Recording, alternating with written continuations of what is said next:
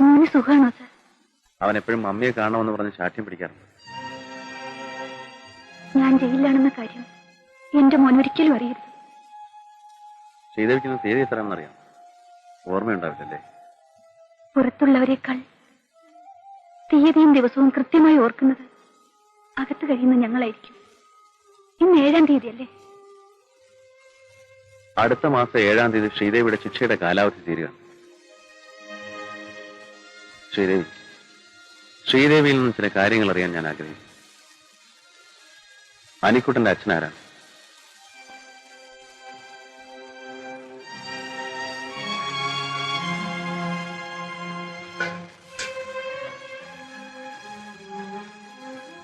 ശ്രീദേവിയുടെ ഇന്നലെകളെ കുറിച്ച് ഓർമ്മിച്ച് വേദനിപ്പിക്കുന്നതിൽ വിഷമമുണ്ട്. എന്നാൽ കൂടി അനിക്കുട്ടന്റെ അച്ഛനാരാണെന്ന് അറിഞ്ഞാൽ അയാളെ തേടിപ്പിടിച്ച് നിങ്ങളെ യോജിപ്പിക്കാൻ കഴിയുമെന്നാണ് എന്റെ വിശ്വാസം. ഇനിയുള്ള കാലമെങ്കിലും ശ്രീദേവിക്ക് നല്ലൊരു ജീവിതം തരാൻ കഴിഞ്ഞാൽ. ജീവിതം? എന്റെ ജീവിതം എന്നെ അവസാനിച്ചു. ഇനി ഞാൻ ജീവിക്കുന്നത് എന്റെ മോന് വേണ്ടി മാത്രമാണ്. അതുകൊണ്ട് തന്നെയാണ് ഞാൻ ചോദിക്കുന്നത്. അവൻ വളർന്നു വലുതാകുമ്പോൾ ശ്രീദേവിയുടെ മുഖത്ത് നോക്കി അവൻ ചോദിക്കും, അവന്റെ അച്ഛനാരാണ്? അന്ന് ആരുടെയെങ്കിലും പേര് പറയാതിരിക്കാൻ ശ്രീദേവിക്ക് പറ്റില്ല. എന്നെ ഒരു അന്യനായി കാണാതിരിക്കാൻ ശ്രീദേവിക്ക് കഴിയുമെങ്കിൽ മാത്രം പറഞ്ഞാൽ മതി.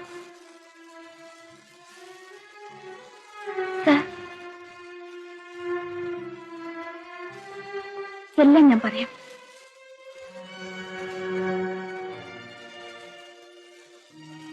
എന്റെ മോനെ ഒരു കൊലയാളിയുടെ മകനാണെന്ന് അറിയിക്കാതെ അവന് സ്നേഹവും വാത്സല്യവും കൊടുത്ത് വളർത്തിയത് സാറാണ്.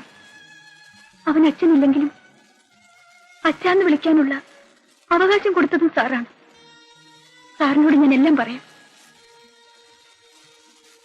ഞാനൊരു പാട്ടുകാരിയാണെന്ന് സാറിനറിയാമല്ലോ. അന്ന് എസ് എൻ ഹാളിൽ ഞങ്ങളുടെ ട്രൂപ്പിന്റെ ഗാനമേള നടക്കുമ്പോഴാണ് ഞാനൊരു ചെറുപ്പക്കാരനെ പരിചയപ്പെടുന്നത്, സതീഷ്. ആ പരിചയം പ്രേമമായി വളർന്നു. സതീഷ് ഒരു ബാങ്ക് ഉദ്യോഗസ്ഥനായിരുന്നു. എന്റെ ഗാനമേള എവിടെ നടന്നാലും സതീഷ് അവിടെയൊക്കെ എത്താറുണ്ട്.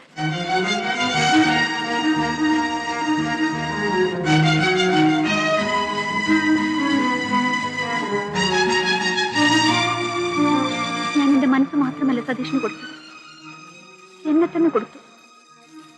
ഒരു സ്ത്രീക്ക് വിലപ്പെട്ടതല്ല. ഒരു ദിവസം ഞാൻ ഒരു സത്യം മനസ്സിലാക്കി. ഞാനൊരു അമ്മയാകാൻ പോകുന്നെന്ന സത്യം. ഞാൻ അന്ന് തന്നെ സതീഷിനെ കാണാൻ ബാങ്കിൽ ചെന്നു. സതീഷ് ഓഫീസ് സംബന്ധമായി എവിടെ പോയിരിക്കുകയാണെന്ന് അറിഞ്ഞു. പിറ്റേ ദിവസം ഞങ്ങൾക്ക് എറണാകുളത്തൊരു ഗാനമേള ഉണ്ടായിരുന്നു. ഞങ്ങൾ അന്ന് അവിടെ ഒരു ഹോട്ടൽ മുറിയിൽ പ്രാക്ടീസ് നടത്തിക്കൊണ്ടിരിക്കുമ്പോൾ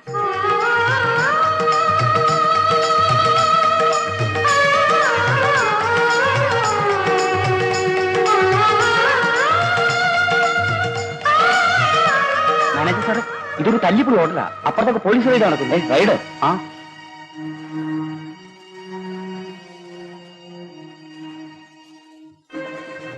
ആറാങ്ങട്ടോ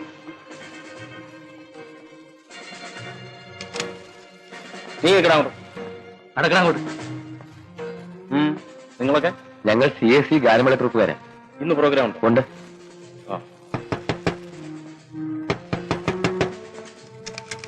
എന്താ ഇവിടെ തുറക്കുന്നില്ല സാർ. മാറും. തുറക്കടോ. തുറക്കാൻ. എന്താണ് തുറക്കാൻ എത്ര താമസം? ഇറങ്ങി വേടി.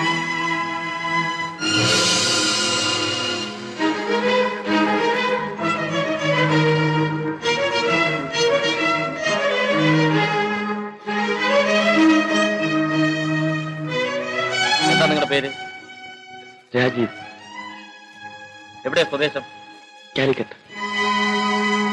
ഈ സ്ത്രീ നിങ്ങളുടെ ആരാ? എന്റെ ഭാര്യയാണ് സാർ. ഭാര്യ? ഇങ്ങനെ ഒരുപാട് ഭാര്യ ഭർത്താക്കന്മാരെ ഞങ്ങൾ കണ്ടിട്ടുണ്ട്. കൂടുതൽ വല്ലതും പറയാനുണ്ടെങ്കിൽ സ്റ്റേഷൻ ചെന്നിട്ട് പറയാം. നടക്ക. സാർ, നിങ്ങൾ മാന്യന്മാരെ അവമാനിക്കരുത്. ഞങ്ങൾ വിവാഹിതരായിട്ട് 2 ആഴ്ച ആയിട്ടുള്ളൂ. ഇപ്പൊ ഹണിമൂണിന് വേണ്ടി വന്നതാണ്. അത് നിങ്ങളുടെ മുഖം കണ്ടാൽ അറിയാമല്ലോ. വ്യഭിചരിക്കാൻ വേണ്ടി മുറിയെടുക്കുന്നവരെല്ലാം ഹസ്ബൻഡും വൈഫാണെന്ന് പറയാറ്. നടക്ക.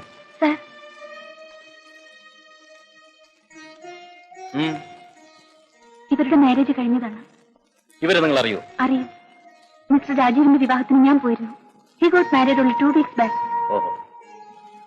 നിങ്ങൾ CAC ട്രൂപ്പിലെ സിംഗർ അല്ലേ? ഉം. ആ mister Rajeev, sorry for the trouble. That's all right. ആ നിങ്ങൾ അവരെല്ലാം പിടിച്ച് വാനിൽ കയറ്റ്. സാർ.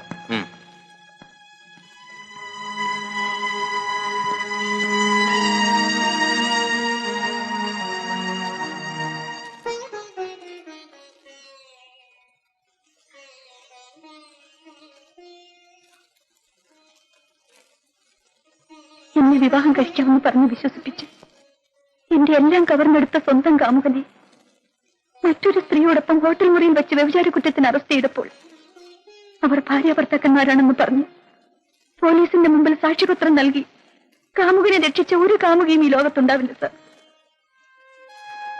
ആ മനുഷ്യന് വേണ്ടി ഞാൻ അതും ചെയ്തു. പിറ്റേ ദിവസം ഞാൻ സതീഷിനെ കാണാൻ ചെന്നു.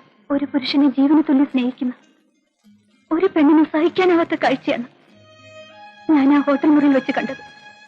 അത് ഞാൻ സഹിക്കാം. സതീഷ് എന്നെ ഉപേക്ഷിക്കരുത്. ഉപേക്ഷിക്കുമെന്ന് ആര് പറഞ്ഞു? ഈ പെണ്ണുങ്ങൾക്ക് ഒരു കുഴപ്പമുണ്ട്. പ്രേമിച്ചു കഴിഞ്ഞാൽ അടുത്ത സ്റ്റേജ് ഉടനെ വിവാഹം കഴിയും. ഒരു പുരുഷനെ സംബന്ധിച്ചിടത്തോളം വിവാഹം എന്ന് പറയുന്നത് അങ്ങനെ പെട്ടെന്ന് ചെയ്യാൻ പറ്റുന്ന ഒരു കാര്യമല്ല. അവന്റെ ഉദ്യോഗം, സ്റ്റാറ്റസ്, അങ്ങനെ എന്തെല്ലാം നോക്കണം. എന്റെ ഇന്നത്തെ സ്ഥിതി അനുസരിച്ച് ശ്രീദേവിയെ ഉടനെ വിവാഹം കഴിക്കാനുള്ള ചുറ്റുപാടിലല്ല ഞാൻ. അടുത്ത ആഴ്ച ഞാൻ കുവൈറ്റിൽ പോകും. പിന്നെ എന്നാണ് തിരിച്ചു വരുന്നതെന്ന് എനിക്ക് തന്നെ പറയാൻ പറ്റും. സതീഷ്, ഞാനൊരു പാവമാണ്, ആരോരും ഇല്ലാത്തവളാണ്.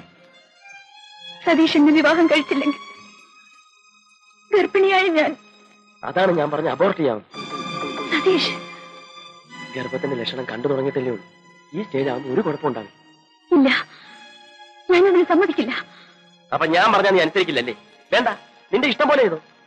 ഒരു കാര്യം ഞാൻ തീർത്തു പറഞ്ഞേക്കാം, നിന്നെ വിവാഹം കഴിക്കാൻ എനിക്ക് സാധിക്കില്ല. എന്തെങ്കിലും വാഗ്ദാനങ്ങൾ ഞാൻ തന്നിട്ടുണ്ടെങ്കിൽ അത് മനസ്സിൽ കൊണ്ടുവന്നോട്ട് യാതൊരു കാര്യമില്ല. പെണ്ണുങ്ങളായ ഗർഭിണികളാവും. ഒരു കലാകാരി കൂടി ആവുമ്പോ അത് സാധാരണ സംഭവമാണ്. അതിന് ശ്രീദേവി ഇത്ര വറീഡാവുന്ന എന്തിനാ? നാളെ ഹോസ്പിറ്റലിലേക്ക് എന്നാ മതി. എല്ലാം ഞാൻ ഡോക്ടറോട് പറഞ്ഞിട്ടുണ്ട്. വരട്ടെ. സതീഷ്, എന്റെ ജീവിതം നശിപ്പിച്ചുകൊണ്ട് നിങ്ങൾ എവിടെയും പോകാമെന്ന് വിചാരിക്കണ്ട. നിങ്ങളെ ഞാൻ കുവൈറ്റിലേക്ക് വിടില്ല. ഞാൻ ബാങ്കിൽ വന്ന് നിങ്ങളും ഞാനും തമ്മിലുള്ള ബന്ധം എല്ലാവരോടും വിളിച്ചു പറയും. പേടിപ്പിക്കാൻ എടി പെണ്ണേ, നിന്നേക്കാൾ വലിയ എത്രയോ പേരെ ഞാൻ കണ്ടിരിക്കുന്നു. ആ വേല അങ്ങ് മനസ്സിൽ വെച്ചാൽ മതി.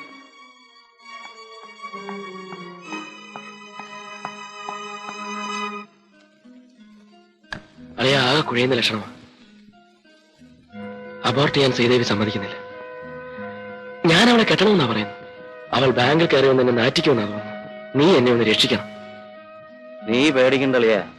ഗർഭം ഉണ്ടെന്ന് വെച്ച് എല്ലാരെയും കെട്ടാൻ പറ്റുമോ? നിന്നെ നാറ്റിക്കുന്നേക്ക് മുമ്പ് അവളെ ഒന്ന് ഒതുക്കാൻ പറ്റുമോ ഞാൻ നോക്കട്ടെ.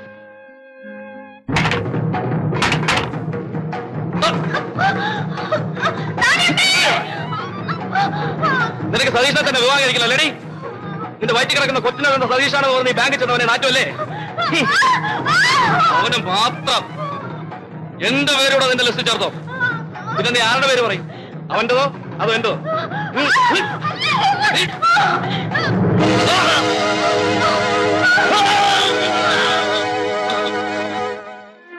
ഇത്രയും വലിയ ക്രൂരത ശ്രീദേവിയോട് കാട്ടിയിട്ടും ആ മനുഷ്യനാണ് ശ്രീദേവിയുടെ കുഞ്ഞിന്റെ അച്ഛനെന്ന് എന്തുകൊണ്ട് കോടതിയിൽ പറഞ്ഞില്ല?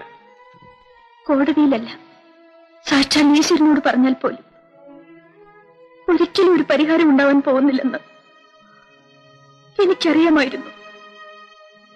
എനിക്ക് വേണമെങ്കിൽ ആ മനുഷ്യനോട് പക വീട്ടാമായിരുന്നു.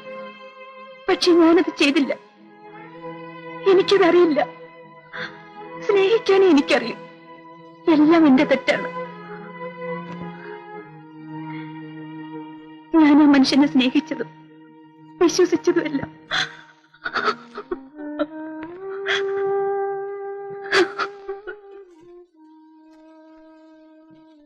കരയാതിരിക്കൂ ശ്രീദേവി, എല്ലാം വിധിയാണ്.